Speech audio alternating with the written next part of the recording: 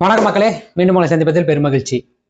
Dark இந்த படத்தோட one line என்னன்னு பாத்தீங்க அப்படின்னா, ஒரு ரூம்ல இருக்கிற 3 நண்பர்கள், அதுல ஒரு நண்பர் தன்னோட மற்ற 2 நண்பர்களையும் கொலை பண்ணிட்டு தானும் தெருப்பு வச்சுட்டு தற்கொலை பண்ணிட்டு செத்து போயிறாரு. இது 2021 நடக்குது. கட் பண்ணா 4 வருஷத்துக்கு அப்புறம் நம்ம நட்டியை வந்துட்டு ஒரு ஐஏஎஸ் கோச்சிங் அகாடமிக்கு தன்னோட நாலேஜை ஷேர் பண்ண கூப்பிட்டுருப்பாங்க. அங்க ஒருத்தர் நம்ம நட்டியை கேள்வி கேட்கிறப்போ, நீங்க இது வரைக்கும் ஒரு பெரிய போலீஸ் ஆஃபீஸர், ஸோ நீங்க இது வரைக்கும் எதையாவது பார்த்து பயந்துருக்கீங்களா அப்படின்னு கேள்வி கேட்கிறப்போ, ஆமா அப்படின்னு சொல்லி கதை பின்னோக்கி போகும்போது நம்ம நட்டி வந்து அந்த கொலை நடந்த வீட்டுக்கு முன்னாடி நிற்பார். 6 மாதங்களுக்கு முன்பு அப்படின்னு காட்டும்போது அங்க மற்ற 2 பேர் வந்து கொலை செய்யப்பட்டிருக்கிற மாதிரி போலீஸ் எல்லாம் அங்க வந்திருக்கும். ஸோ அங்க வந்திருக்கிற போது நம்ம மறைந்த பாக்கியராஜ் அவர்கள் வந்து ஒரு கேரக்டர்ல அங்கேயும் இறந்து போனா ஒரு கேரக்டர்ல நடிச்சிருப்பாரு. மற்ற ரூம்ல நம்ம ஹீரோ வந்து இறந்த மாதிரி இருப்பாரு. சடனா பார்த்தா ஹீரோ உயிர் வந்துடும். அவர் ஹாஸ்பிட்டல் சேர்த்ததுக்கு அப்புறம் அவரை வந்து உயிர் வந்த உடனே பாலச்சந்திரன் நீங்க இருக்காதீங்க போங்க அப்படின்னு தன்னோட பேரை சொல்லி கேட்டு நட்டி வந்து ஷாக் ஆயிடுவார். அதுக்கப்புறம் நடக்கிற சம்பவங்கள், ஹீரோக்கு என்ன ஆச்சு, பாக்கியராஜ் எப்படி இறந்தாரு, அந்த வீட்டுல உண்மையிலே என்னதான் நடக்குது, இது அமானுஷம் சார்ந்ததா இல்ல இது ஹீரோவோட ஒரு ஹாலுசினேஷனா, இது என்ன எதை சம்மந்தப்பட்ட படம் அப்படின்றத ஒவ்வொரு நிமிஷமும் நம்மளுக்கு ஒரு படபடப்போட பதட்டத்தோட டுவர்ட்ஸ் தி எண்ட் வரைக்கும் இது ஒரு ஹாரர் படமா, சைக்காலஜிக்கல் த்ரில்லரா இல்ல நார்மல் த்ரில்லரா அப்படின்றத நம்மள யூகிக்க முடியாத அளவுக்கு ஸ்கிரீன் பிளே பண்ணி கொண்டு போயிருக்கிற படம் தான் டார்க். ஸோ எனக்கு இந்த படத்துல என்ன பிடிச்சிருக்குன்றது, starting from music, background score அல்டிமேட்டுங்க.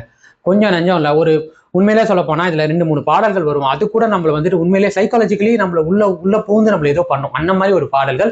அதே மாதிரிதான் பேக்ரவுண்ட் ஸ்கோர். ஒவ்வொரு சீனுக்கும் எந்த இடத்துல இசை வேணும், எந்த இடத்துல அமைதி வேணும்ன்றது ரொம்ப தெளிவா பேக்ரவுண்ட் ஸ்கோர் டாப் நாச், பாடல்கள் டாப் நாச். இந்த படத்தோட பெரிய பலம் ஃபர்ஸ்ட் மியூசிக் தான். ரெண்டாவது இந்த படத்தோட சினிமாட்டோகிராஃபி. நிறைய இடங்களை விஷுவலி பாக்குறப்போ நம்மளுக்குள்ள அந்த ஹீரோக்குரிய அந்த பதட்டமும் பயமும் நம்மளுக்குள்ள டிராவல் ஆயிருக்குன்னா அது விஷுவலி நம்மளை பாக்குறப்போ ஏதோ பண்ணிருக்குன்னு தான் அர்த்தம்.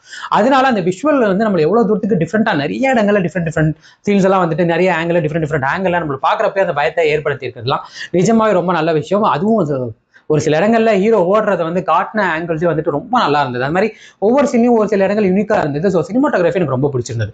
மூணாவது இந்த படத்தோட பெர்ஃபார்மன்ஸ், அதாவது ரொம்ப சின்ன கேரக்டர்ஸ் தான்.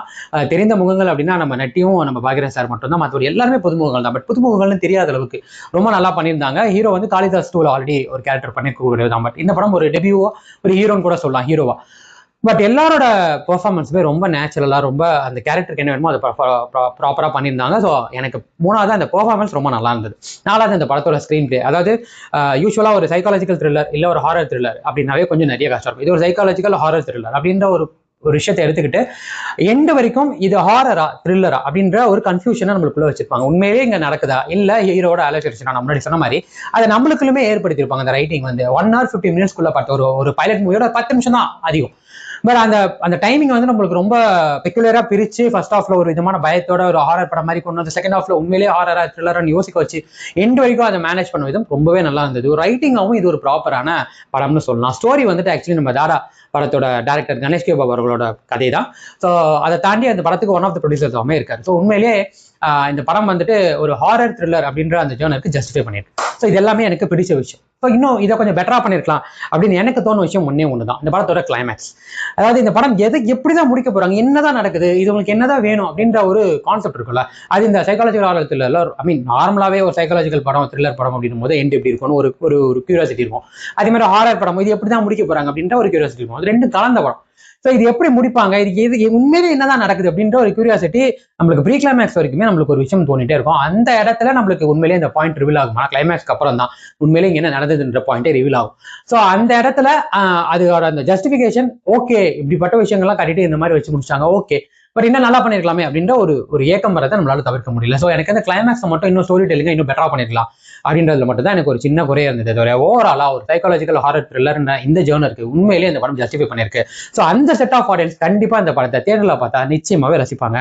ஸோ நீ தயவு செய்து உங்களுக்கு இந்த மாதிரி படங்கள் பிடிக்கும், இந்த ஹாரர் த்ரில்லர் படங்கள்லாம் ரொம்ப பிடிக்கும் அப்படின்னா தாராளமா தியேட்டர்ல போய் பாருங்க, டிசப்பாயிண்ட் ஆக மாட்டீங்க. எனக்கு டார்க் எந்த அளவுக்கு வந்து ஒரு மாதிரி பயத்தை ஏற்படுத்திச்சு, இந்த மாதிரி ஒரு எக்ஸ்பீரியன்ஸ் கொடுத்துச்சுன்னா 100க்கு வந்து நான் 75 கொடுப்பேன்.